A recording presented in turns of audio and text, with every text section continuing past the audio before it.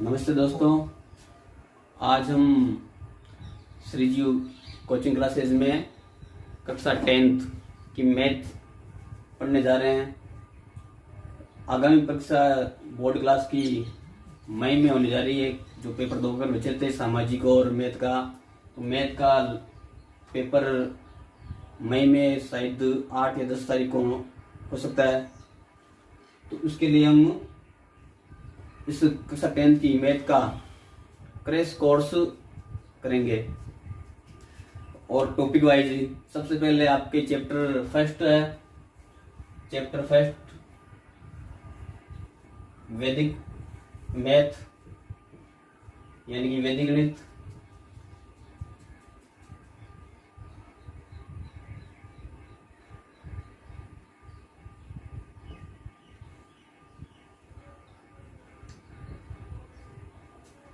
वैदिक गणित का मतलब क्या होता है? देखो, वैदिक गणित यानी कि प्राचीन समय में जब वेदों की रचना हुई थी, उस समय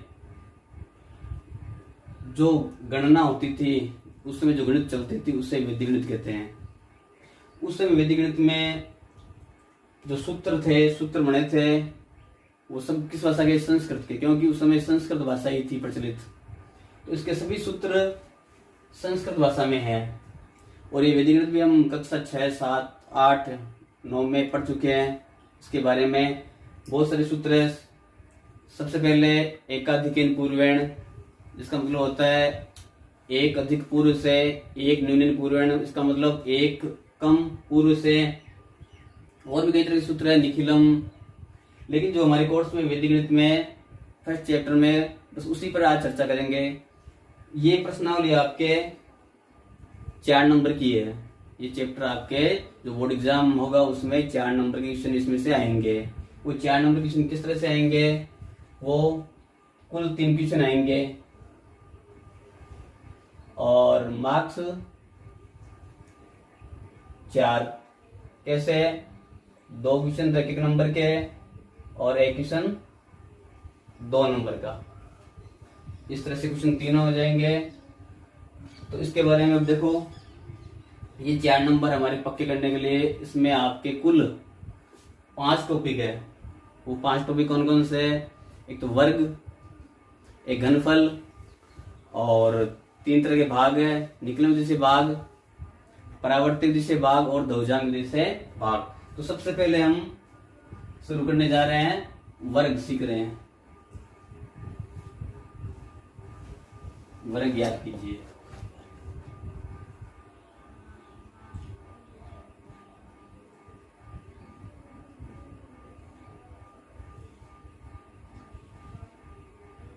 ये आपकी पाठ्य पुस्तक का क्वेश्चन नंबर है 4, 103।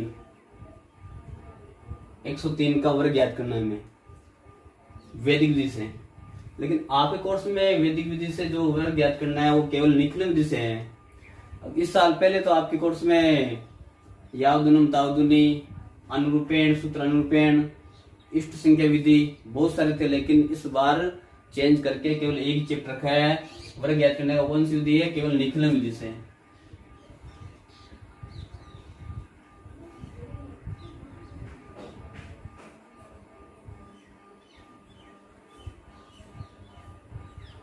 तो इसका एक सूत्र होता है निखिलन विधि का। वो सूत्र क्या है? देखो, उसका सूत्र ये है, वर्ग संख्या बराबर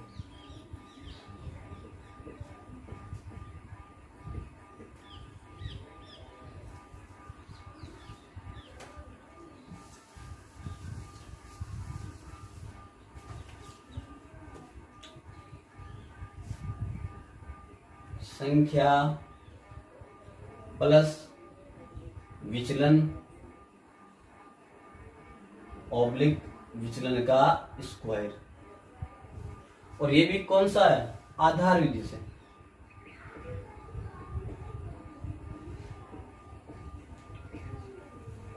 क्योंकि आपको मालूम है कि जो निखिलन विधि है इसमें 2 तरह की है, एक तो आधार विधि और एक उपाधार विधि। जो आधार विधि है उसमें वर्ग का सूत्र क्या होता है? संख्या प्लस विचलन ऑब्लिक विचलन का स्क्वायर। जो उपाधार विधि है उसमें क्या सूत्र हो जाएगा? उपाधारांक कोष्टक संख्या प्लस विचलन ऑब्लिक विचलन का स्क्वायर। अब जैसे 103 है, इसको हल करने जा रहे हैं हम। 103 का वर्ग ज्ञात करना है, तो सबसे पहले हम देखेंगे, इधर लिखेंगे संकेत।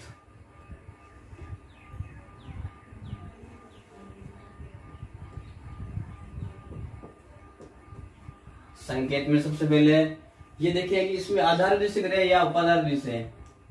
कैसे क्वेश्चन को किस तरह से करेंगे हम? आधार विधि से जो क्वेश्चन 10 के 100 के 1000 के नजदीक है उनको हम आधार विधि से, बाकी सभी को उपाधार विधि से। तो ये 100 के नजदीक है तो इसका आधार क्या लेंगे हम? इसका आधार सबसे पहले है 100, क्योंकि ये संख्या 103 और 100 के नजदीक है तो इसका आधार हो जाएगा 100। अब विचलन ज्ञात करेंगे तो विचलन कितना हो जाएगा? विचलन इसका हो जाएगा, क्या सूत्र था विचलन का?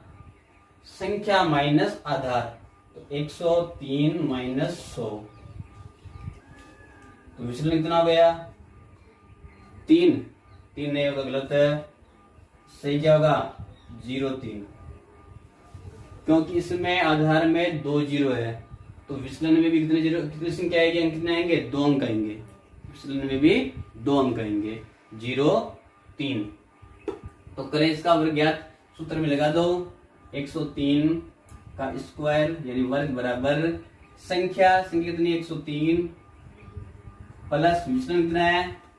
0.3 ऑब्लिक विचलन का स्क्वायर यानी 0.3 का स्क्वायर। 103 प्लस 0.3 कितना हो गया? 106 ऑब्लिक 0.3 का स्क्वायर यानी 9, लेकिन नहीं, क्या होगा? 0.9, 2 अंक लेंगे क्योंकि आधार में 2 जीरो है तो यहाँ भी 2 अंक होने चाहिए। अब ऑब्लिक का चिन्ह हटा दो, 106.09 यानी 10,609 आंसर। ये आपकी विधि कौन सी हो गई? निकल विधि से वर्ग ज्ञात करने की आधार विधि। अब एक अलग क्वेश्चन लेते हैं उपाधार विधि का। इसका फोर्थ क्वेश्चन कर लिया, 5th है क्वेश्चन 5th 95 इसका वर्ग ज्ञात करना है। चलो ये भी क्वेश्चन देख लो एक बार, क्योंकि कुछ अलग है, ये भी अलग किससे है कि इसका विचलन माइनस में आएगा। तो 95 का वर्ग ज्ञात करना है तो संकेत लिख दे इधर। संकेत में आधार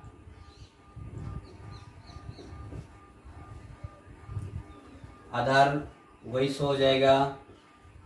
विचलन संख्या माइनस आधार यानी 95 माइनस 100 कितने हो जाएंगे? माइनस के 0.5। इसमें विचलन इसमें आ रहा है माइनस में, इसलिए इस क्वेश्चन को ले रहे हैं। करो वर्ग ज्ञात। 95 का स्क्वायर बराबर, तरीका वही रहेगा, संख्या प्लस विचलन कितना है? माइनस का 0.5 ऑब्लिक विचलन का स्क्वायर माइनस 0.5 का square 95 plus minus 0.5 oblique minus 0.5 का स्क्वायर प्लस में जाएगा कितने? 25। 95 से 5 गए तो 90 ऑब्लिक 25। देखो यहाँ पर 0 नहीं लगेगा क्योंकि यहाँ पर 2 अंक हो चुके हैं 25, तो यहाँ पर 0.25 लगाने की जरूरत नहीं है। ठीक है, अब इसमें 2 अंक है, 2 जीरो थे पहले से ही आधार में, तो 2 अंक उतारने हैं, तो जैसे लिख दो उसको 90 25। ठीक है, यदि यहाँ पर 3 अंक आ जाते हैं तो कैसे करते हैं? 3 अंक आ जाते 2 अंक यहाँ लिख देते, 1 अंक इसमें हासिल का जोड़ देते। इसका वर्ग हो गया आपके 95 का 9025। ठीक है, हो गया सबको क्लियर? आ गया समझ में? तो अगला क्वेश्चन लेते हैं अब। तो ये क्वेश्चन तो थे आधार विधि से, अब लेते हैं हम अगला क्वेश्चन उपाधार विधि से। Question number 6।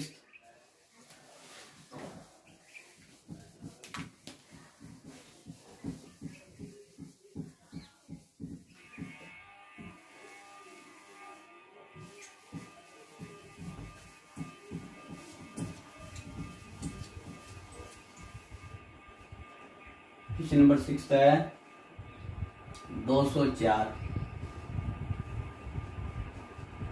चलो इसका हल करते हैं हम।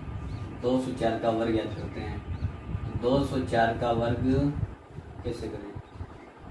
देखो 204 ये 100 के नजदीक भी नहीं है, न 10 के नजदीक है, न 4 के नजदीक है, इसलिए ये क्वेश्चन आपके उपाधार भी से होगा। तो आधार कितना हो जाएगा इसका? आधार 100। आधार इसका हो गया आपके 100। अब उपाधार, उपाधार कैसे लेंगे? देखो उपाधार, उपाधार जैसे इसमें आधार 16 है, इसके बाद में इसमें 2 जीरो आ रहे हैं तो इसमें भी 2 जीरो आने चाहिए। तो 204 की नजदीक कौन सी संख्या ऐसी? 200। तो उपाधार क्या हो जाएगी आपकी संख्या? 200। उपाधार संख्या 200 हो जाएगी। उपाधार अंक कितना हो जाएगा? उपाधार अंक, इस उपाधार में आधार का भाग लगा दो तो 2। ये इसे देख लो, ये पहले वाला अंक ये क्या है? उपाधार अंक 2 हो गया। विचलन, विचलन ज्ञात करना है तो उपाधार माइनस संख्या माइनस उपाधार, संख्या माइनस उपाधार कितनी हो जाएगी? 204 माइनस 200 कितने हो जाएंगे? 04। करो ज्ञात। सूत्र है उपाधार अंक, यानी उपाधार अंक कितना है? 2 ब्रैकेट संख्या 204 प्लस विचलन, विचलन कितना है? 04 ऑब्लिक विचलन का स्क्वायर 04 का स्क्वायर 2। ये हो गया आपके 204 और 4 208 ऑब्लिक 04 का स्क्वायर 16।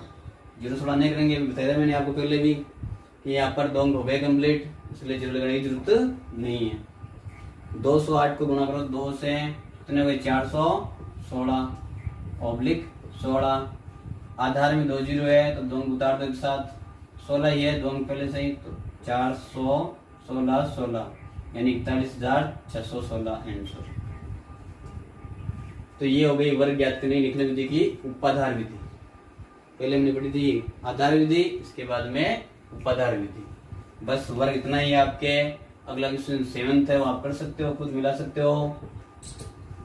उस है 225, इसमें आधार 100 ले लेंगे, उपाधार 200 ले लेंगे, विचलन 25 हो जाएगा। कंप्लीट कर सकते हो आप। यदि फिर भी कोई समस्या हो तो कमेंट करके आप बता सकते हो, समस्या पूछ सकते हो। तो इसके बाद में हम ज्ञात कर रहे हैं अब घनफल।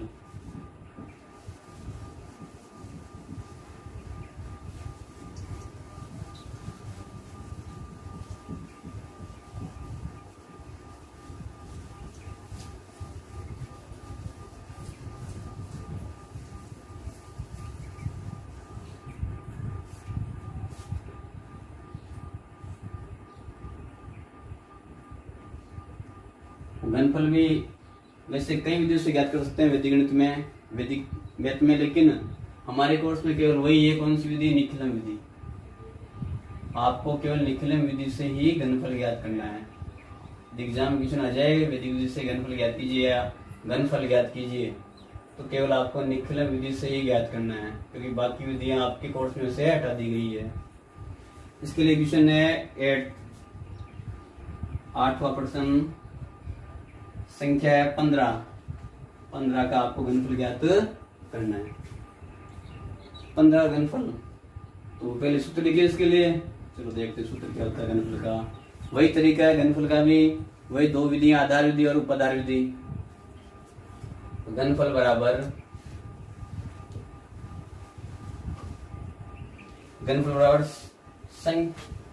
संख्या से लेते, संख्या घनफल, संख्या का घनफल, संख्या घनफल बराबर संख्या प्लस 2 गुणा विचलन ऑब्लिक 3 गुणा विचलन का स्क्वायर ऑब्लिक विचलन का क्यूब। ये हो गई आपकी कौन सी विधि? आधार विधि।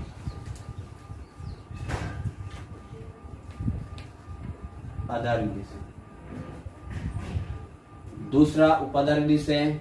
उपाधार विधि से क्या जाएगा, संख्या का घनफल बराबर, सूत्र क्या हो जाएगा, उपादान का जाएगा, जैसे पहले लिखा था हमने जस्ट पहले वर्ग वाले तरीका, वही इसमें हो जाएगा।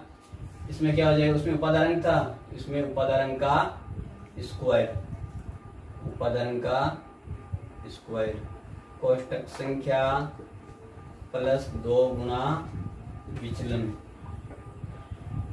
ऑब्लिक, यहाँ पर उपादान का स्क्वायर लिया है तो अगले में क्या जाएगा, उपादार अंक हो जाएगा, उपाधारे अंक गुणा 3 गुणा विचलन का स्क्वायर ऑब्लिक विचलन का क्यूब, और इसे क्या कहेंगे हम, उपाधार विधि।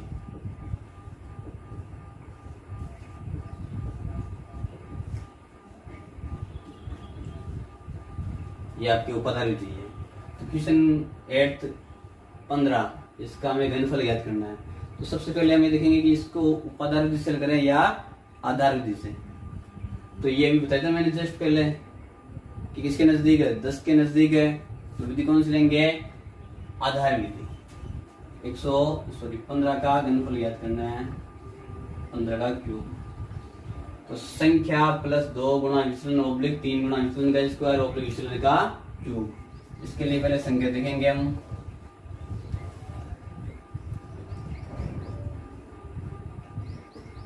आधार 10, विचलन 15 माइनस 10 बराबर 5। देखो यहाँ पर 0.5 नहीं लिखेंगे, यहाँ पर केवल 5 लिख रहे हैं। क्यों लिख रहे हैं 5 केवल, क्योंकि यहाँ पर आधार में 0 केवल एक ही है, इसलिए एक अंक आ गया, तो इसमें 0.5 नहीं लिखेंगे, यहाँ पर केवल 5 लिखेंगे। ठीक है, अब लगाओ सूत्र, 15 का घनफल बराबर क्या है, संख्या यानी कि 15 प्लस 2 गुणा विचलन, विचलन यानी 5 ऑब्लिक 3 गुणा विचलन का स्क्वायर यानी 5 का स्क्वायर ऑब्लिक विचलन का क्यूब यानी 5 का क्यूब। 15 प्लस 2 पंजे 10 ऑब्लिक 3 गुणा 5 का स्क्वायर 25 ऑब्लिक 5 का क्यूब यानी 125। 15 और 10 25, 25 75 और 125। अब देखो इसमें उतारने का तरीका क्या है, इसमें उतारने का तरीका, आधार में 1 0 है, एक अंक लेंगे इसमें 5 ये लिख दिए, बाकी बच गए 12 हासिल में जोड़ते हैं, इसमें 75 और 12 87 के साथ हासिल के 8 25 और 8 33, तो आंसर कितने आ गए 3375। तो ये हो गए आपके घनफल ज्ञात करने की निकलन विधि से। कहते निकलन विधि कौन सी, आधार विधि से। इसके बाद अगला क्वेश्चन आपके, तो क्वेश्चन लेते हैं अगला 9वां क्वेश्चन। कितने 9 क्वेश्चन है 91 का हमें घनफल ज्ञात करना है। ठीक है, 91 का घनफल कैसे ज्ञात करेंगे, चलो देख लो। आधार कितना लेंगे, संकेत में आधार सबसे पहले आधार 100 हो जाएगा, चलो करते माइनस का, ये माइनस में आएगा तो कर लेते हैं पहले एक बार। 91 का घनफल बराबर 10 संकेत लिख देते हैं,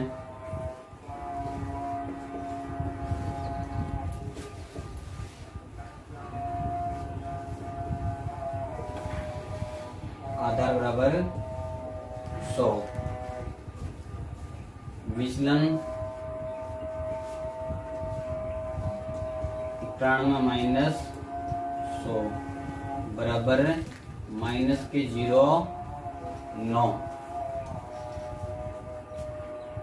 तो सबसे पहले संख्या 91 प्लस 2 गुणा विचलन माइनस के 0 9 ऑब्लिक 3 गुणा विचलन का स्क्वायर ऑब्लिक विचलन का क्यूब। 91 प्लस माइनस माइनस 9 दूनी 18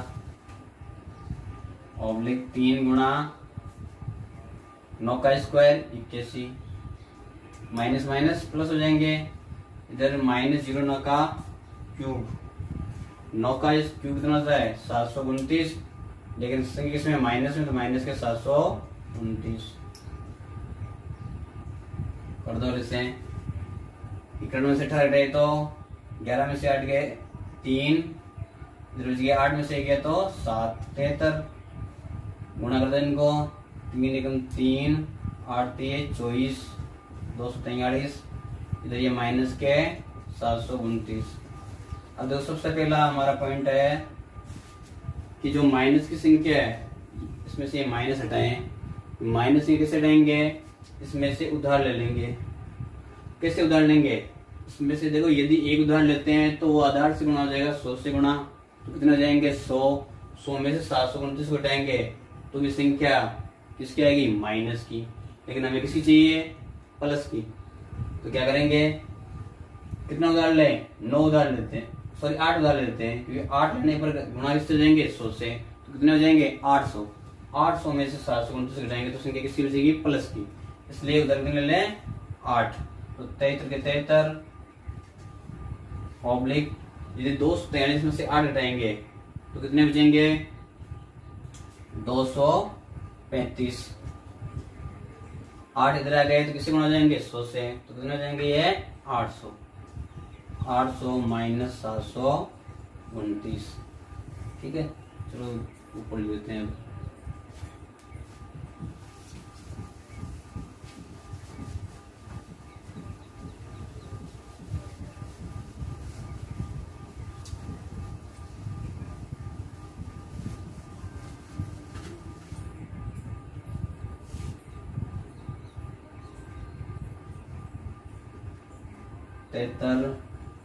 235 ऑब्लिक 800 में से 729 घटाएंगे तो कितने बचेंगे 71। अब जो लास्ट आंसर है किसे लिखेंगे देखो आधार में 2 जीरो है तो उसमें भी 2 अंक लिखेंगे 71 के 71 235 में से 35 लिख दो कितने बच गए 2 असली जोड़ दो 73 और 2 75 तो ये आंसर हो गए। तो 91 का घनफल कितना हो जाएगा 75 35 71 ठीक है। कोई समस्या हो तो कमेंट से आप पूछ सकते हो। चलो अगला लेते हैं क्वेश्चन उपादान विधि से।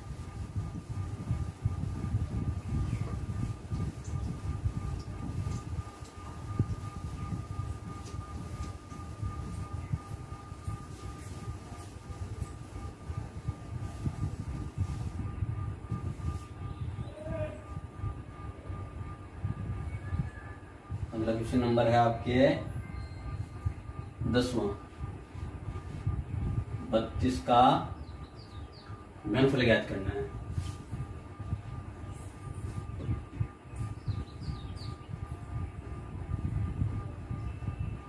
देखो संख्या से पता चल रहा है कि ये 10 100 या 1000 के नजदीक नहीं है इसलिए ये कौन सी विधि से होगा उपादान विधि से।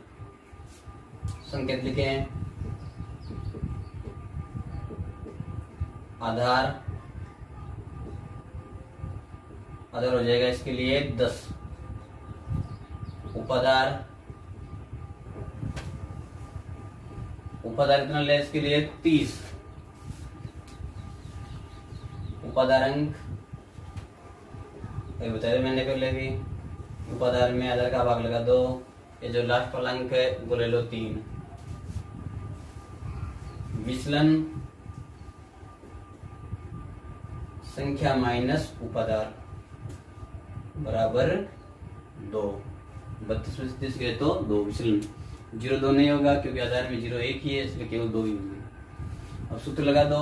सूत्र क्या था उपादारंक का स्क्वायर उपादारंक यानी कितना है 3 का स्क्वायर ब्रैकेट संख्या 32 प्लस 2 गुणा विचलन कितना है 2 है ऑब्लिक उपादारंक आप कितना है 3 गुणा 3 सूत्र वाला गुणा विचलन का स्क्वायर यानी 2 का स्क्वायर ऑब्लिक विचलन का क्यूब यानी 2 का क्यूब 3 का स्क्वायर 9 32 प्लस 2 दूनी 4 ऑब्लिक 3 3 9 गुणा 2 का स्क्वायर 4 ऑब्लिक 2 का क्यूब 8 9 गुणा 32 और 4 36 ऑब्लिक 9 चौक 36 ऑब्लिक 8 गुणा कर दो 9 छक्के 54 9 30 27 27 और 5 32 ऑब्लिक 36 ऑब्लिक 8। अब लिखने का तरीका वही है, आधार में 0 में 1 0 है तो 1 1 उतार दो 8 6 3 असले जुड़ जाएंगे 324 और 3 327 आंसर हो गए क्लियर। ये आपकी विधि कौन सी थी? घनफल ज्ञात करने की निकलन विधि से निकलन विधि की उपधार विधि। तो आधार विधि हो गई, अब उपाधार विधि हो गई। तो अब वर्ग और घनफल दोनों कंप्लीट। इसके बाद में तीसरा टॉपिक है आपके भाग। यदि कहीं कोई समस्या हो तो कमेंट से जरूर बताइए आप।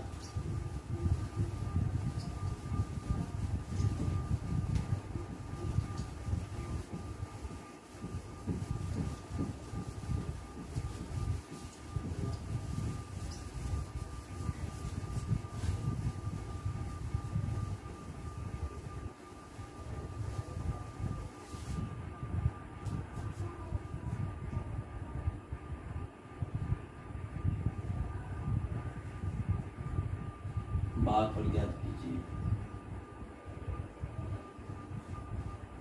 जैसे वैसे भाग दीजिए।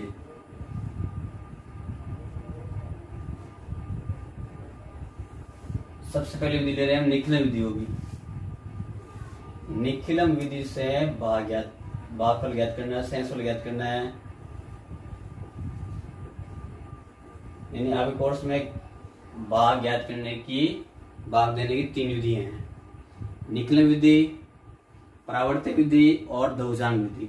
सबसे पहले विधि हम ले रहे हैं निखिलम विधि। इसके लिए क्वेश्चन नंबर आपके जो पाठ्य पुस्तक है उसका पहला ही क्वेश्चन है। पहला ही प्रश्न कितना है? 1245 में 1245 में भाग लगाना आपको कितने का? 97 का, 97 का। तो 1245 में 97 का भाग लगाना है। देखो सबसे पहले भाग के लिए चाहे विधि कोई सी हो, निखिलम हो या परावर्त्य हो या दहुचांग, तीनों में ही आपके जो भाग लेना तरीका है उसके लिए 3 खंड बनाने होंगे हमें। 1 2 3, एक खंड, दूसरा और तीसरा, ये 3 खंड बनाने हैं। फिर इस तरह से एक लाइन खींचनी होगी आपको। सबसे पहले संकेत लिखेंगे। संकेत में किसका भाग लगाना है? यानी भाजक भाग लगाना में 97 का, 97 का। तो ये भाजक हो गया। इसके आधार पर हम आधार लेंगे इसके लिए। तो आधार कितना हो जाएगा? 97 नजदीक कौन संख्या है? 100। तो आधार हो जाएगा इसका 100। देखो निखिलम विधि गुणा जो हमने ज्ञात किया था, गुणनफल ज्ञात किया था, तब निखिलम विधि से हमने विचलन ज्ञात किया था। लेकिन भाग में हम विचलन ज्ञात नहीं करेंगे, भाग में हम ज्ञात करेंगे क्या? पूरक संख्या। और पूरक संख्या क्या होती है? पूरक संख्या होती है विचलन का उल्टा, विपरीत। कैसे? कि विचलन बराबर तो क्या था? संख्या माइनस आधार। और पूरक संख्या बराबर क्या होता है? आधार माइनस संख्या। तो 100 माइनस 97, ये पूरक संख्या कितनी हो जाएगी? 0 3। इसका यदि विचलन ज्ञात करना हो तो 97 माइनस 100 यानी माइनस की 0 3। लेकिन यहाँ पर हमें पूरक संख्या ज्ञात करनी है। तो पूरक संख्या कितनी हो जाएगी? 03। तो यहाँ लिखेंगे हम भाजक, तो बिल्कुल इजी है। भाजक कितना 97। यहाँ लिखेंगे पूरक संख्या, पूरक संख्या कितनी है 03। ये काम कंप्लीट हो गया। इसके बाद में जिसमें हमें भाग लगाना है कौन सी संख्या, वो 1245 यानी भाज्य। इसको उतारने का क्या तरीका है कि आधार में जितने जीरो है, कितने जीरो है 2 जीरो, तो इकाई की तरफ से उन अंकों को यानी 2 अंकों को तीसरे खंड में लिख दो। इसमें कितने 45, ये 45, तो इसमें जाएंगे 2 अंक, तो बाकी अंक आएंगे बीच में, बाकी अंक बीच में जाएंगे। तो ये लिखने का तरीका है, इस तरह से उतारेंगे। इसको लिखेंगे सबसे पहले क्या करेंगे, देखो बिल्कुल इजी है। साधारण विधि से भाग लगाते हो उससे भी ज्यादा सरल है ये भाग। कैसे करना है, इस एक को पहले अंक 1 है, इसको जैसे लिख दो 1 का 1, और इस स्तंभ को छोड़ दो। इस 1 को गुणा करो इस संख्या से 03 से, 1 को गुणा किया 0 से तो 0, 1 को 3 से गुणा किया तो 3। अब क्या करना है, अगली संख्या स्तंभ को जोड़ दो, 2 और 0 को जोड़ा तो 2 हो गए। फिर वही तरीका 2 को गुणा कर दो इससे 03 से, तो कितने हो गए 06। देखो ये तो आ गया आपका भागफल, और इधर जो आएगा वो क्या होगा शेषफल। शेषफल कैसे याद रहेंगे, इनको जोड़ दो, 5 और 6 11, 4 3 7, 7 और 1 हासिल का 8। अतः भागफल बराबर 12 और शेषफल बराबर 81। आंसर आ गया। तो बिल्कुल इजी है। देखो साधारण विधि से यदि भाग लगाते हो तो आपको टाइम लगेगा, इसमें टाइम भी नहीं लग रहा है, कम समय में और आसानी से भाग हो जाएगा ये आपकी। आ गया सबके समझ में? देखो समस्या हो तो वापिस पूछ सकते हो आप कमेंट से। चलो एक और लेते हैं, अगला क्वेश्चन।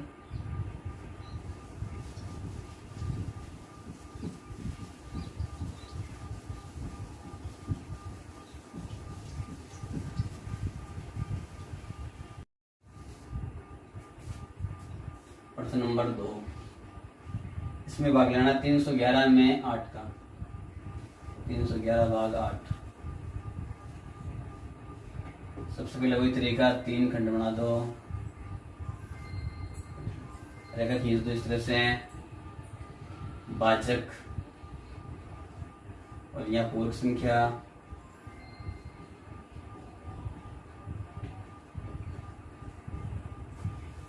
भाजक कितना है 8, 8 का भाग लगाना है तो भाजक 8 हो गए। आधार किसके नजदीक है 10 के, तो आधार 10। पूरक संख्या आधार माइनस भाजक यानी संख्या 10 माइनस 8 यानी कि 2, पूरक संख्या 2। अब लिख दो इसमें भाजक कितना हो गया 8, पूरक संख्या 2। कुल भाज्य में कितने 3 अंक है, लेकिन आधार में 0 1 ही है, तो 1 अंक 30 सेकंड में आ जाएगा, 1 30 सेकंड में, बाकी बीच वाले में। पहले स्तंभ पहले को ऐसे लिख दो, अगला 3 को गुणा कर दो 2 से, 3 दूनी 6, 6 कितने हो गए 7, 7 गुणा कर दो इससे, 7 दूनी 14, 14 यहाँ लिख दो, जोड़ दो इनको 14 कितने हो गए 15। तो देखो भागफल 37 और शेषफल 15, क्या ये संभव है? यदि 8 का भाग 311 में लगाते हैं तो भागफल 37 आ रहा है, शेषफल कितना आ रहा है 15, तो गलत हो रहा है, क्योंकि शेषफल कभी भी भाजक से बड़ा नहीं हो सकता। लेकिन इधर तो 15, तो शेषफल 15 है, भाजक 8 है, शेषफल भाजक से बड़ा हो रहा है, इसका मतलब गलत है? गलत नहीं है। यदि शेषफल बड़ा हो जाता है तो आपको भाग और लगाना है इसमें। कैसे लगाएंगे भाग, 8 का भाग और लगा दो, कितनी बार जाएगा? 15 में 8 का भाग 1 बार, 8 1 8, 8 घटा 2 माइनस कर दो, 37 और 1 38, 15 में से 8 गए तो 7, अतः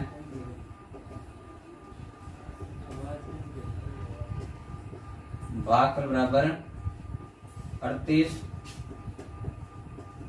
शेषफल बराबर 7। इस तरह से आप यदि शेषफल बढ़ा जाए भाजक से तो एक बार, 2 बार, जितनी बार भाग लगे उतनी बार भाग लगा दो, जो शेष भागफल है उसको भागफल में जोड़ दो और बाकी को उसमें से घटाकर शेषफल ज्ञात कर दो। तो ये हो गया आपका निकलन विधि से भाग ज्ञात करना। इसके बाद में अगली विधि लेते हैं। देखो दो क्वेश्चन और भी, एक क्वेश्चन और भी इसका, क्वेश्चन नंबर 3 हुआ है 1013 में भाग लगाना किसका? 88 का। तो आप लगा सकते हो आसानी से। इसमें आधार 16 लेंगे क्योंकि भाजित ना 88 और पूर्व से कितनी हो जाएगी? 100 माइनस 88 यानी 12। सेम वही तरीका मिला सकते हो, यदि नहीं मिलता हो तो फिर पूछ सकते हो आप। अगली विधि लेते हैं हम, परावर्तन विधि।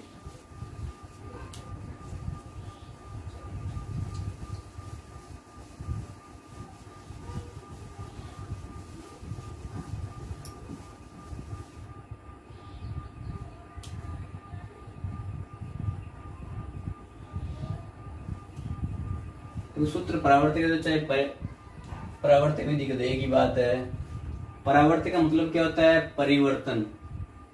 तो सेम ये निकलन विधि पर आधारित है, लेकिन इसमें परिवर्तन करना हो। क्या परिवर्तन करना है चलो देखते हैं अभी। तो क्वेश्चन लेते हैं हम परावर्तक विधि से। क्वेश्चन नंबर है 16।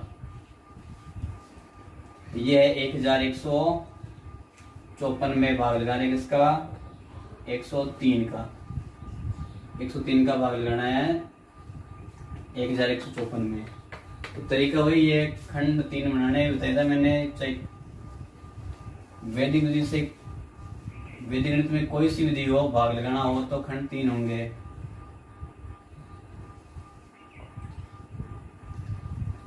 इधर संकेत है भाजक, कितने का भाग लगाना है? 103 का। तो भाजक होगा 103, भाजक 103। अब आधार मालूम है आपको, कितना हो जाएगा? 100। अब इसमें देखो विचलन ज्ञात करेंगे। निकलन विधि में हमने पूरक संख्या ज्ञात की थी, लेकिन इसमें क्या करेंगे? विचलन। तो विचलन ज्ञात कर दो। तो विचलन बराबर क्या हो जाएगा? संख्या माइनस आधार। 103 माइनस 100 बराबर 03। 03 क्यों? क्योंकि इसमें आधार में 2 जीरो है। तो ये आ गया आपका विचलन। इसके बाद में अब देखो विधि पर आ जाओ। क्या नाम था? परावर्तन। परिवर्तन करना है तो परिवर्तित या परिवर्तित अंक क्या हो जाएगा? या परावर्तित संख्या कह सकते हो। चलो विधि के आधार पर ले लो परावर्तित संख्या। परावर्तित अंक। तो परावर्तन मतलब परिवर्तन करना है किसमें? इस विचलन में। 03 प्लस के थे तो अब किस पे कर देंगे? माइनस के। तो माइनस के 03। माइनस संख्या वैदिक गणित कैसे लिखेंगे? इस तरह से, विनुकुलम। चाहे विनुकुलम कह दो चाहे माइनस कह दो, एक ही बात है। तो माइनस के 03। अब लिखने का तरीका वही है इसमें। इधर भाजक लिख दो, भाजक बराबर 103। फिर विचलन लिखना चाहो तो विचलन भी लिख सकते हैं यहाँ पर। विचलन 03, लेकिन मेन ये है परावर्तन अंक या परिवर्तन संख्या माइनस के 03। इसको लिखने का तरीका, आधार में 2 जीरो है तो 2 अंक इकाई तरफ से है। तीसरे खंड में बाकी बीच वाले खंड में। सेम जो निकलने विधि से किया था सेम वैसे इसमें करना है। एक का एक, इस एक को गुणा किससे करना है, इस माइनस के 0.3 से यानी परावर्ते अंक से। तो एक गुणा किया 0 से तो 0, इसको छोड़ देंगे स्तंभ को, अगले स्तंभ से लिखेंगे। फिर एक को -3 से गुणा तो माइनस के 3, फिर इनको जोड़ लो 1 और 0 1, एक को गुणा किया 0.3 से तो ये 0 के 0, 1 को 3 से गुणा तो माइनस के 3, इनको भी जोड़ दो 4 और -3 कितने हो जाएंगे, घटेंगे तो 4 में से 3 गए तो 1, 5 में से 3 गए तो 2। तो ये हो गया हमारा भाग। अतः भागफल बराबर 11 और शेषफल 21।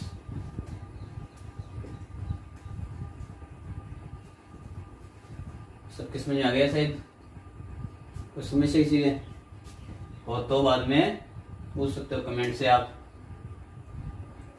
तो अगली विधि लेते हैं। इसमें आगे देखो, इसमें भी आपके 4 क्वेश्चन दे रखे हैं, कुल 16वां 17वां 18वां और 19वां। बाकी 3 क्वेश्चन आप मिला सकते हो, कर सकते हो। देखो समस्या हो तो आप कमेंट के द्वारा आप पूछ सकते हो। अब अगली विधि है वो है आपके द्विभुजांक विधि।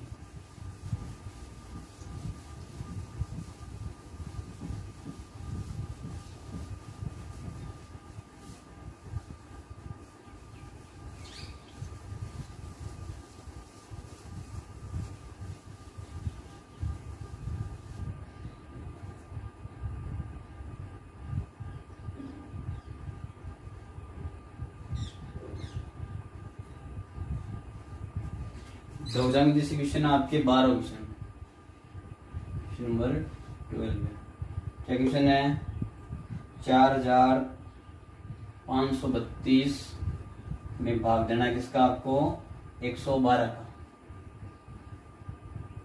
4532 में 112 का भाग देना है, किस विधि से, द्विभुजांक विधि से।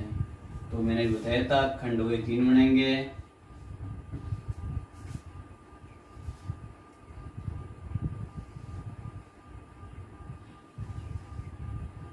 सबसे पहले इधर लिखेंगे मुख्यांक और इधर द्विभुजांक ऊपर। देखो इस विधि का नाम द्विभुजांक कैसे पड़ा। इसमें 112 का भाग लगाना है, किसमें 4532 में। इसमें लिखने का तरीका द्विभुजांक की तरह है। 112 का भाग लगाना है, किस लिखेंगे यहाँ पर, हम जो इकाई अंक है उसको यहाँ पर लिख देंगे द्विभुजांक के रूप में, बाकी अंक को मुख्यांक के रूप में। ये 11 और ये 2। देखो ये तो क्या हो गया इसका मुख्य अंक और ये हो गया इसका द्विभुजांक। यदि इसको आकृति बनाए ऐसे ही, किसकी तरह होता है, ये एक ध्वज की तरह, झंडे की तरह, इसलिए इस विधि का नाम क्या हो गया, द्विभुजांक।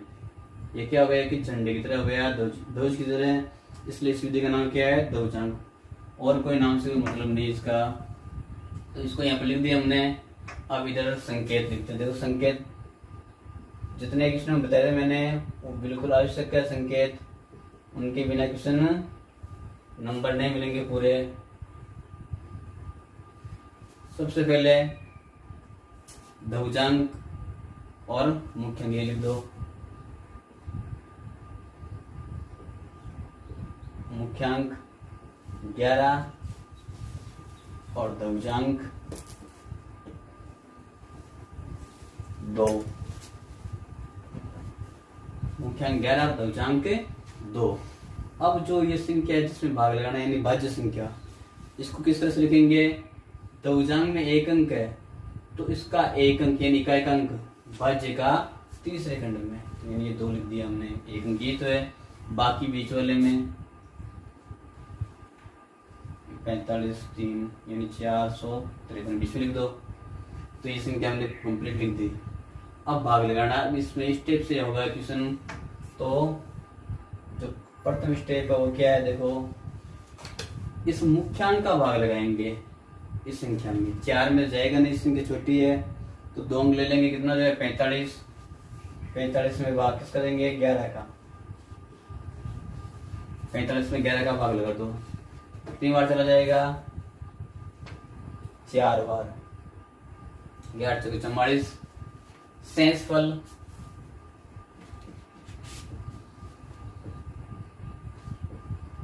एक बचेगा। तो इस भागफल को यहां लिखेंगे। जो शेषफल बचेगा, इस शेषफल को जिस संख्या में भाग लगा दिया उससे अगले वाले अंक से पहले लिखेंगे। जैसे 45 से मैंने भाग लगा दिया, अगला अंक क्या है? 3। इससे जस्ट पहले कितना गया? ये एक यहाँ पर। ये कितना हो गया? संख्या 13। इसको क्या कहेंगे? नया भाज्य। तो नया भाज्य कितना हो गया? अब नया भाज्य 13। इसके बाद में संशोधित भाज्य।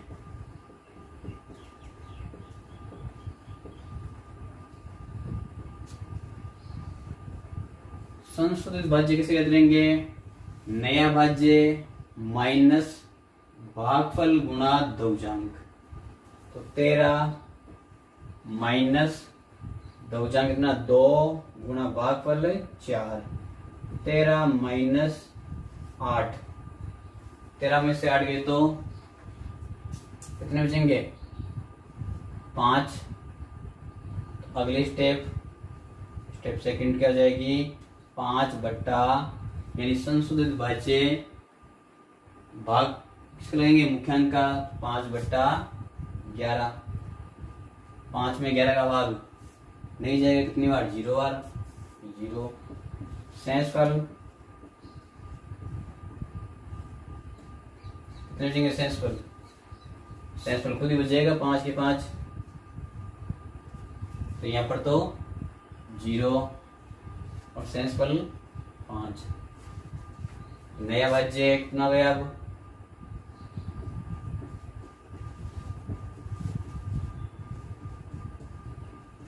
बावन।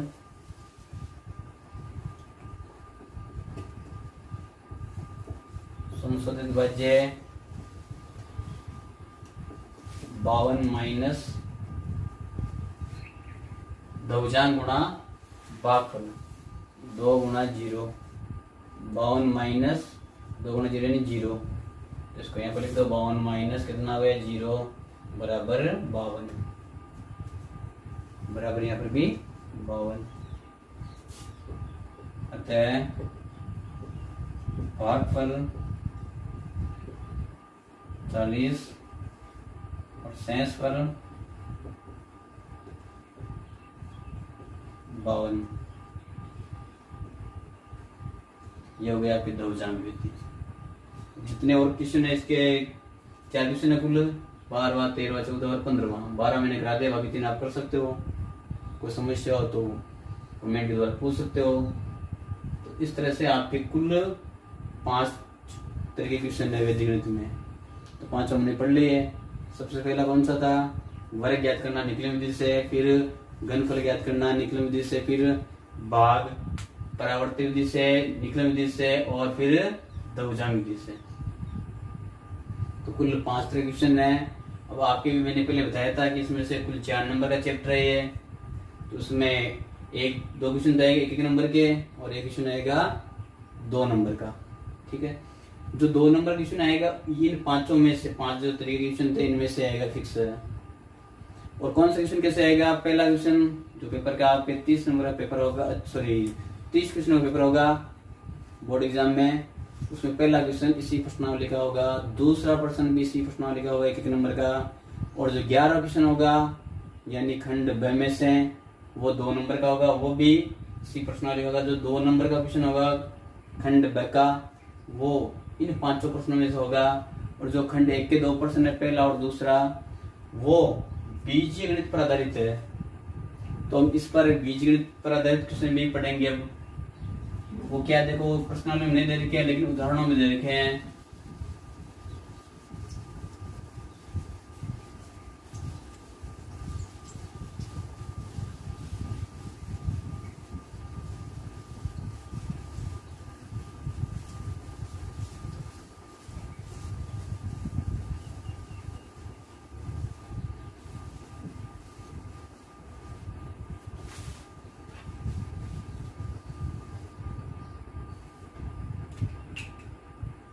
देखो आज बीजगणित को भी हम किससे करेंगे, वैदिक विधि से, वैदिक गणित से।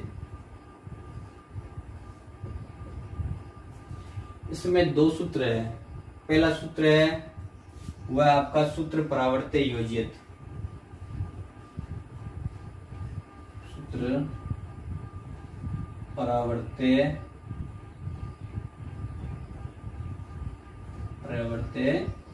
योजित।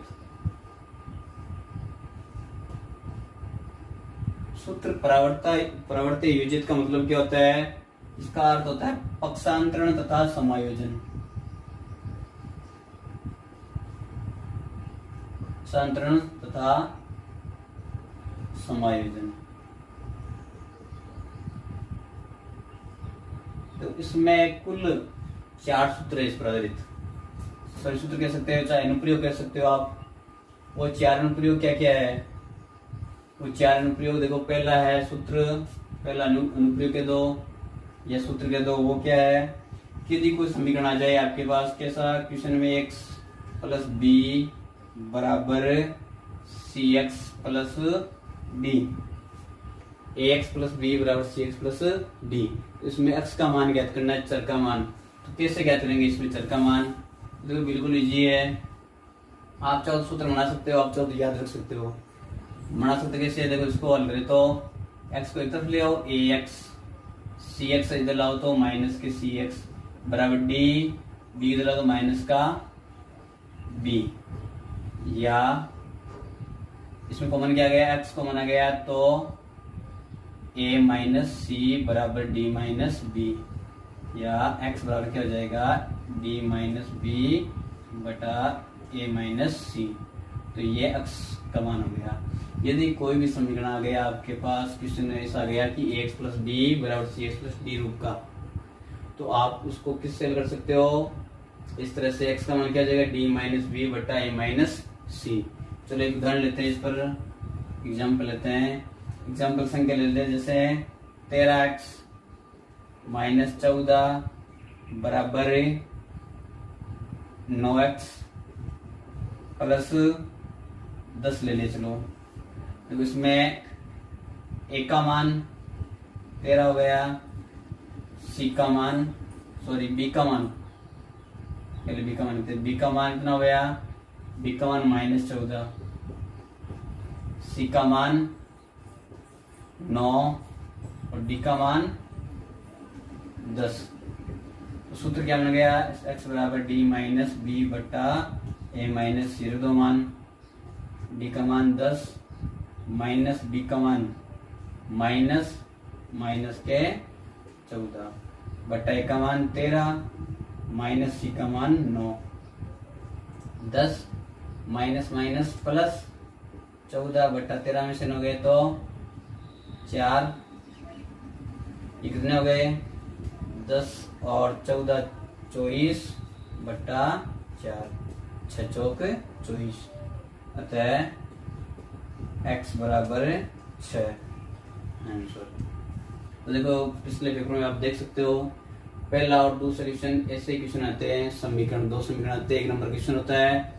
आप इसको इस तरह से सूत्र लगाकर हल कर सकते हो और या रफ में मिलाकर सीधा आंसर भी ले सकते हो, तो भी इससे गलत नहीं है, क्योंकि क्वेश्चन भी 1 नंबर का है, तो उस हिसाब से हम इसको करेंगे हल। तो पहला का सूत्र जो अनुप्रयोग है परावर्त्य योजित का, ये होगा x बराबर 6। तो सबके समझ में आ गई बात है, कोई समस्या किसी के नहीं है। चलो आगे बढ़ते हैं, दूसरा अनुप्रयोग लेते हैं।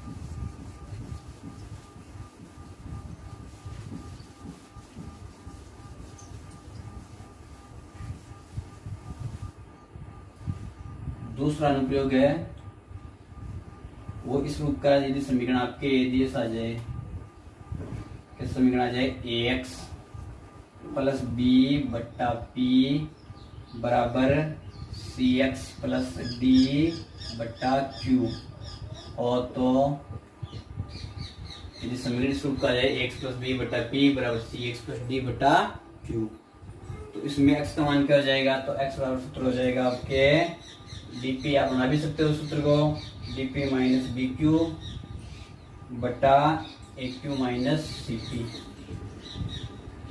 चलो एक उदाहरण लेकर समझते हैं इसे भी। जैसे उदाहरण लेते हैं 5x माइनस 3/2 बराबर 2x प्लस 1/5। देखो तुलना कर दो पहले इससे। ए का मान 5, बी का मान -3, सी का मान 2, डी का मान 1, पी का मान 2 और क्यू का मान 5। सूत्र रख दो मान। डी गुणा पी 1 गुणा पी का मान 2 माइनस बी यानी -3 गुणा क्यू यानी 5 बटा ए क्यू, ए यानी 5, क्यू यानी 5 माइनस सी पी, सी यानी 2 गुणा पी यानी 2, 2 माइनस माइनस प्लस 5 दिए 15/25 माइनस 4। कितना हो जाएगा आंसर? x बराबर हो जाएगा 15 और 2 17, 25 में से 4 गए तो 21, तो 17/21। ठीक है। अगला क्वेश्चन, तो ये दो तो अनुप्रयोग हो गए, तीसरा अनुप्रयोग और तीसरा क्वेश्चन लेते अलग से हैं।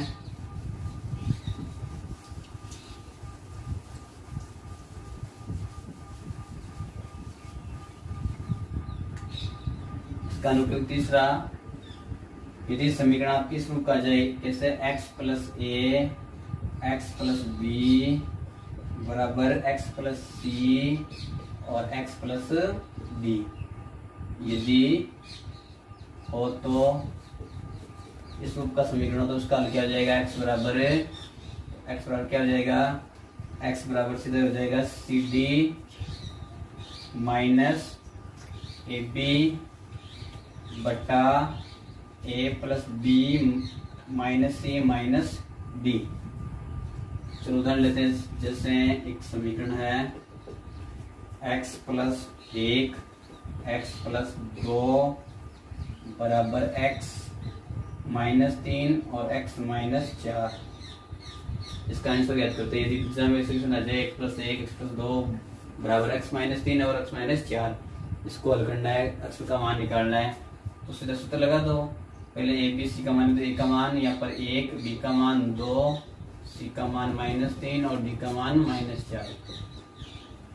x बराबर क्या सूत्र हो जाएगा? सी डी यानी -3 गुणा डी का मान -4 माइनस ए बी यानी 1 गुणा 2 बट्टा ए प्लस बी यानी 1 प्लस 2 माइनस सी यानी -3 माइनस डी यानी -4। माइनस माइनस प्लस 4 3 12 -2 बट्टा 1 plus minus minus plus 3 minus minus plus 4, तो 2 बोल गए क्या? 2 प्लस के 3 प्लस के 4, 12 में से 2 गए तो 10 बट्टा 4 3 7 2 9 और 1 10, 10 बट्टा 10 यानी कि 1, तो समान क्या जाएगा यहाँ पर 1। अगला क्वेश्चन, अगला अनुप्रयोग,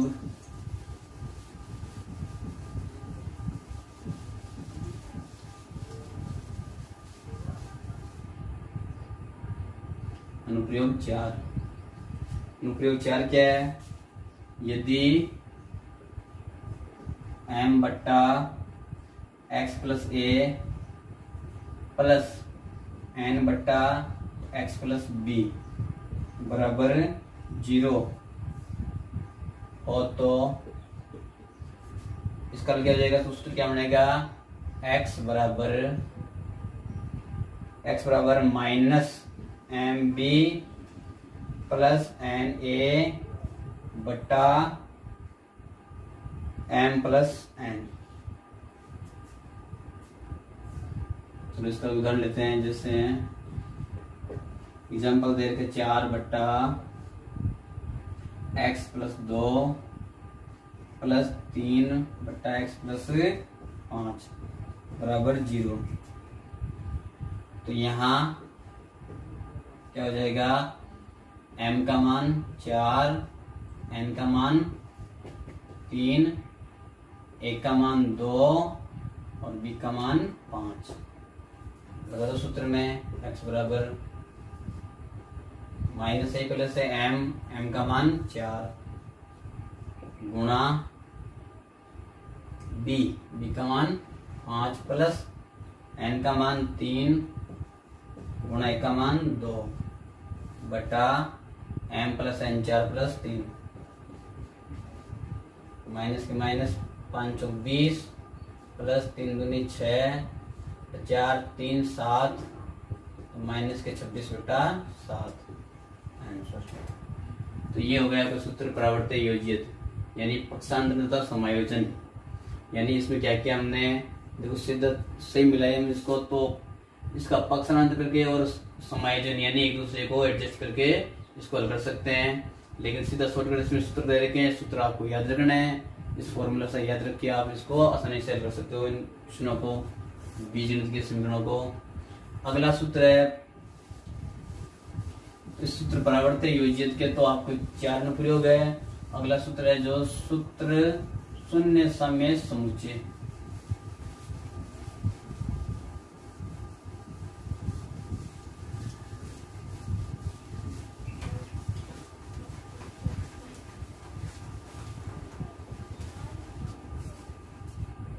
दूसरा सूत्र शून्य समय समुच्चय। सूत्र शून्य समय समुच्चय। सूत्र शून्य समय समुच्चय का मतलब क्या होता है कि समुच्चय समान हो तो उसका आंसर क्या आएगा, शून्य। समुच्चय समान होने पर वो शून्य होता है। इसके कुल 6 अनुप्रयोग है। जैसे हमने परावर्त योजियत का भी अनुप्रयोग करने थे, कुल 4 थे, इसके 6 अनुप्रयोग है। सबसे पहला अनुप्रयोग क्या है, सबसे पहला अनुप्रयोग है यदि समीकरण के प्रत्येक पद में x एक सर्वनिष्ठ खंड है तो x बराबर क्या होगा, 0। यानी कि यदि एक कोई समीकरण दे रखा है उसके प्रत्येक पद में x है तो सीधा आंसर हो जाएगा उसका x का मान क्या हो जाएगा, 0 हो जाएगा। जैसे उदाहरण लेते हैं, देखो लैंग्वेज तो आप मैंने बोलकर बता दी कि किसी समीकरण में यदि प्रत्येक पद में x विद्यमान हो तो x बराबर क्या हो जाएगा, 0। जैसे 12x प्लस 4x बराबर 10x प्लस 6x। देखो इस समीकरण में ये क्या है, समीकरण है, इसमें प्रत्येक पद में क्या है, x है, तो इसका सीधा आंसर है क्या लिखेंगे, क्योंकि x सर्वनिष्ठ है तो x बराबर 0, x बराबर 0।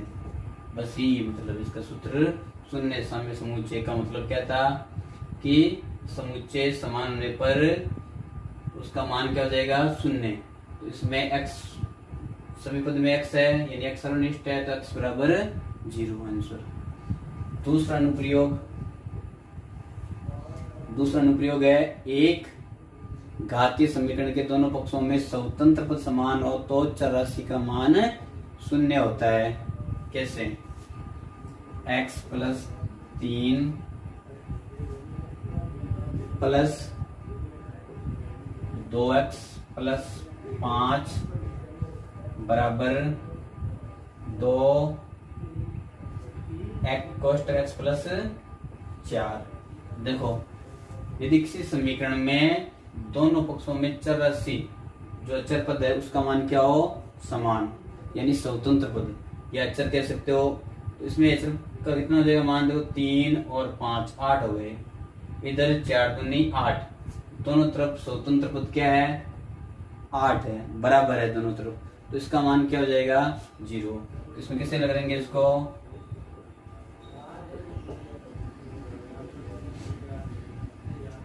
दाएं पक्ष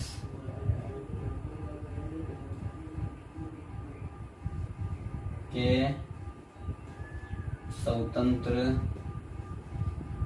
दाएं पक्ष के स्वतंत्र पदों का योग कितना हो गया 3 + 5 बराबर 8। बाएं पक्ष से स्वतंत्र होगा योगफल या योग 4 दूनी 2 × 4 यानी 8। दोनों समान है, दोनों समान है, अतः x बराबर क्या जाएगा 0। तो इसका मान भी क्या जाएगा x बराबर 0। तो सीधे लिखते हो आप। यदि पहला क्या था कि यदि x सर्वनिष्ठ हो, यदि समीकरण के प्रत्येक पद में x क्या होगा तो सर्वनिष्ठ खंड हो तो x बराबर 0 होगा। दूसरा अनुप्रयोग, यदि किसी समीकरण के दो तो भी उसका चरराशि का मान क्या हो जाएगा 0 हो जाएगा, 0 हो जाएगा। ये अनुप्रयोग दूसरा है। तीसरा अनुप्रयोग,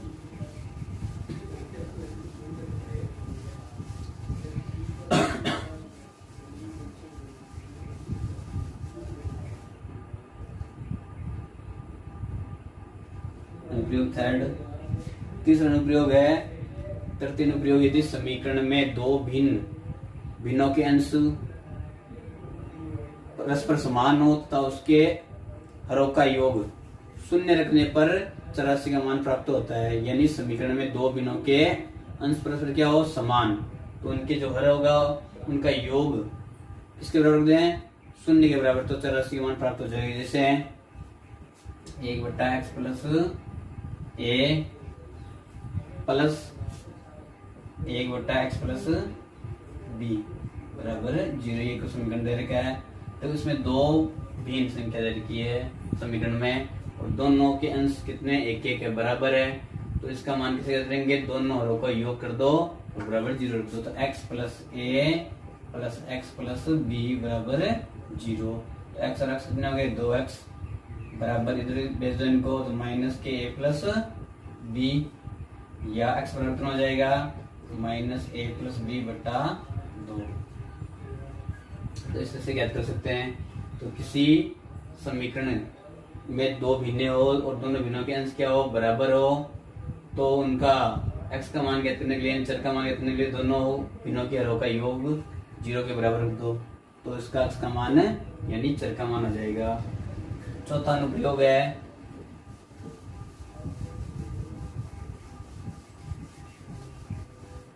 सबके समझ में आ गई हुई बात। ये चतुर्थ अनुप्रयोग, यदि समीकरण के दोनों पक्षों के अंशों का योग तथा उसके दोनों हरों का योग परस्पर समान हो अथवा दोनों योग एक निश्चित अनुपात में हो, तो किसी भी योग को 0 के समान रखने पर चरराशि का एक मान प्राप्त होता है। जैसे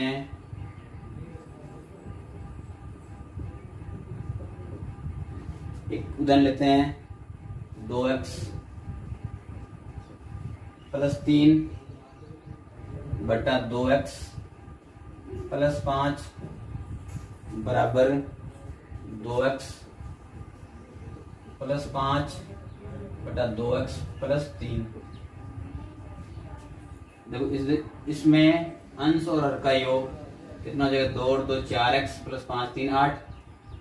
इधर 2 और 2 4x + 8। तो अंशों का योग और हरों का योग क्या आ गया समान आ गया। तो बाएं दाएं पक्ष के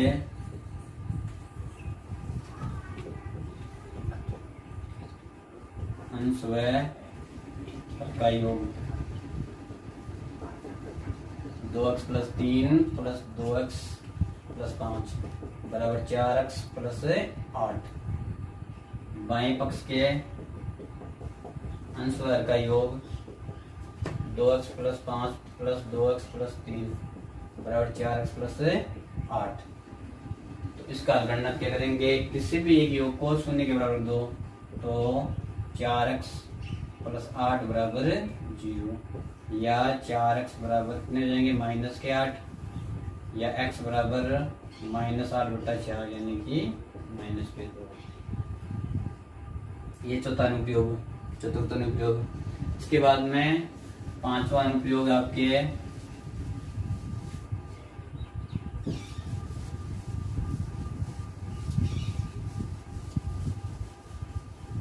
बस 2 अनुप्रयोग हो गए, 5 और छठा अनुप्रयोग नंबर 5। अनुप्रयोग 5 क्या है, पंचम, यदि समीकरण के एक पक्ष के अंश व हर का अंतर दूसरे पक्ष के अंश व हर के अंतर के समान हो अथवा दोनों अंतरों को शून्य समान रखने पर चरराशि का एक मान प्राप्त होता है, मान ज्ञात होता है। जैसे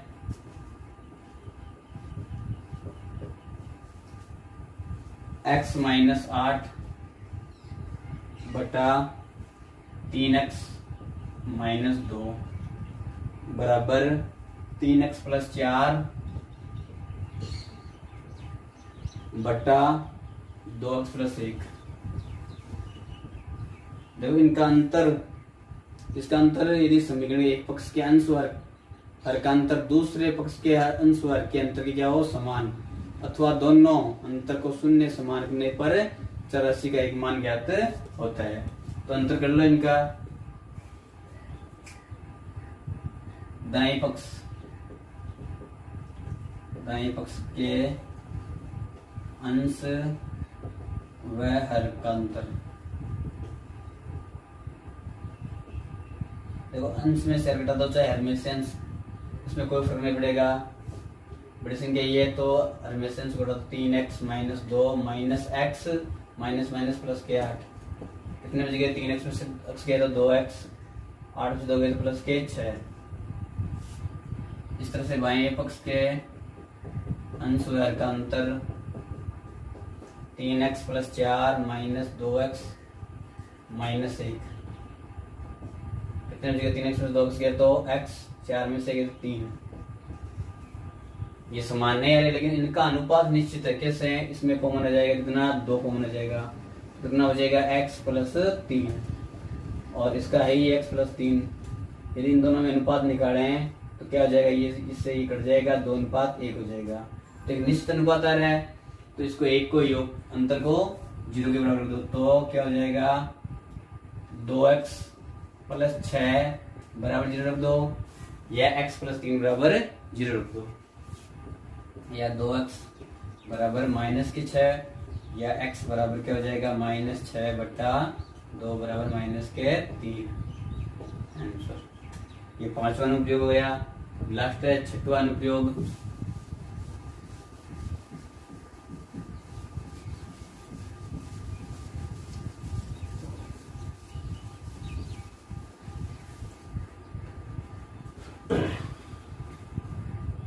अनुप्रयोग क्या है, यदि किसी समीकरण के प्रत्येक पक्ष में 2 पद हो और पद का प्रत्येक अंश परस्पर समान हो तथा वाम पक्ष के हरों का योग दक्षिणी पक्ष के हरों के योग के समान हो तो इस योग को शून्य बराबर रखने पर चरराशि का मान प्राप्त होता है। जैसे उदाहरण लेते हैं, एक क्या उदाहरण ले लें, 1 बट्टा x प्लस 7 प्लस 1 बट्टा x प्लस 3 बराबर 1 बट्टा x प्लस 6 प्लस 1 बट्टा x प्लस 4। क्या ले लिया हमने, 1 बट्टा x प्लस 4, 1 बट्टा x प्लस 3, 1 बट्टा x प्लस 6 और 1 बट्टा x प्लस 4। देखो इसमें क्या है, ये छठा जो अनुप्रयोग है ये लागू हो रहा है या नहीं हो रहा। देखो क्या कहा था, यदि किसी समीकरण के प्रत्येक पक्ष में 2 पद, इसमें 2 पद इसमें भी 2 पद और पद का प्रत्येक अंश परस्पर समान और एक समान है प्रत्येक पद में अंश, ठीक है। वाम पक्ष के हरों का योग, वाम पक्ष के हरों का योग दक्षिणी पक्ष के हरों के योग के समान हो तो x प्लस 7 x प्लस 3 तो x अक्ष 2x 7 3 10 x अक्ष 2x 6 4 10 तो इसे एक हरों के योग के बराबर 2 शून्य तो क्या हो जाएगा x plus 7 plus x plus 3 बराबर 0। इसको 2x प्लस 10 बराबर 0 या 2x बराबर है माइनस के 10 या x बराबर है माइनस के 10 बट्टा 2 यानी कि 5 अतः माइनस के 5 आंसर, ठीक है। तो शायद आपको ये क्लास अच्छी लगी होगी। यदि अच्छी लगी हो आपको तो लाइक और शेयर करें और अगली क्लास आपको पढ़नी है तो सब्सक्राइब करें। धन्यवाद।